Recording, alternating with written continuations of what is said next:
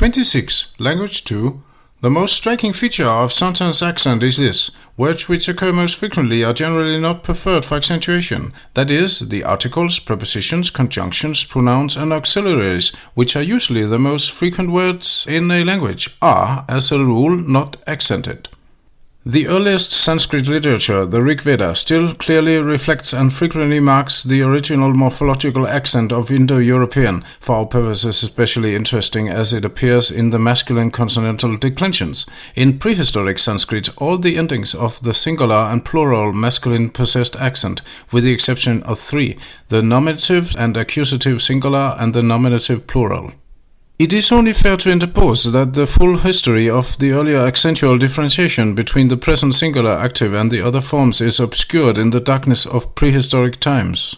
Yet though these accentual schemes were not still completely in force in Rigvedic times, they were still sufficiently in force so that only in negligibly few instances in comparative philology in the slightest doubt as to the position where in all probability the original Indo-European accent rested.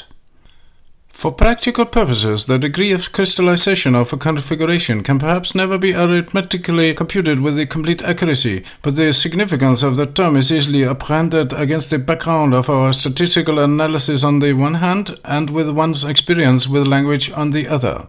As what we have termed above as inconsistency in the behavior of comparable phonemes in unaccented syllables of different languages is only an apparent inconsistency. If our analysis is correct, the phenomenon of accentual vowel change is unstressed syllables might be formulated thus. When a vowel, because of excessive relative frequency, traverses the upper threshold of toleration, it may weaken in unstressed syllables, thereby helping to restore a condition of equilibrium. In turning to the subject of the dynamics of sentence structure, we approach a speech element which, as it occurs in the various languages of the earth, reveals a diversity in form and general variegation in structure far beyond that of any other speech element which we have hitherto investigated. Though no two actual utterances of a given speech element may perhaps ever be found which in the precise language of physics are completely congruent, they are configurations of speech only insofar as they do correspond. Here the subject of discourse changes rapidly with little coherence. The style is telegraphic with the deletion of connecting particles, relatives, conjunctions, even adverbs and prepositions. Words are often used metaphorically and frequently suffer in pronunciation from the high tempo of speech. The speaker, as might be theoretically anticipated, is often highly animated. The normal stream of speech then weaves between excessive articulatedness and excessive variegation to preserve a balance between comprehensibility and intensity out of respect for the attentiveness and rate of absorption of the auditor's emotional organization. After a grammarian analyzes a cross-section of the stream of speech for the sake of writing a grammar for the guidance of those who wish to use the language, he propounds rules for inflection and the arrangement of words in sentence syntax, which are purely empirical and often seemingly arbitrary. The grammatical rules of no two languages necessarily agree, and some in fact are as opposite as can be imagined. Hence, the grammarians who have sporadically endeavored to prove the reasonableness of the grammatical rules of their native tongue by appealing to principles of logic or a priori laws of clarity or beauty have generally elicited the amused scorn of comparative philology whose gaze incorrigibly wanders across borders. The chief device employed is in that of rearrangement, either by means of truncation, substitution, or by repermutation of the old with the new. The arrangement of any given sentence can be comprehended only in light of the prevailing sentence patterns, grammatical rules of syntax and inflection, which in turn can be comprehended only by investigating the development of the language. The stage of the language in its cycle from positional to inflectional to positional arrangement will determine whether the grammatical rules will be primarily positional or inflectional.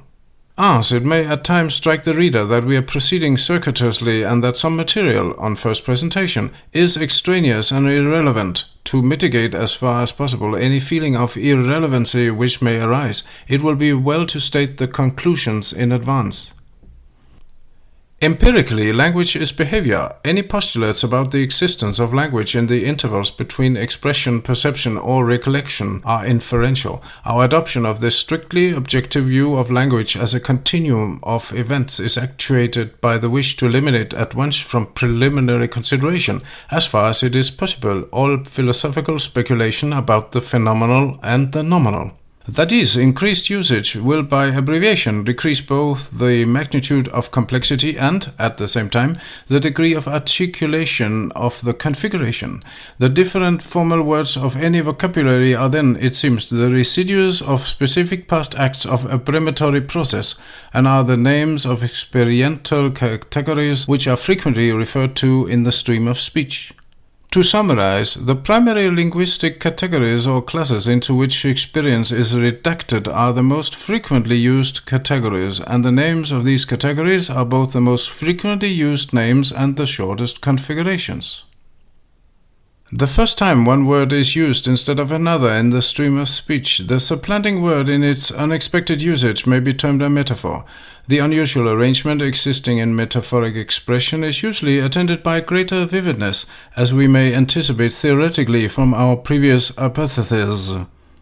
In this book, we have considered, in a general review, the results thus far obtained from the empirical study of some of these language records by the method of relative frequency, and we have sought to place the results of these studies in some rational perspective relative to the more general universe of behavior. It remains to be seen whether further empirical studies will completely substantiate our findings, and, if so, how far they will limit, modify, extend, or reinterpret what appears already to have been found.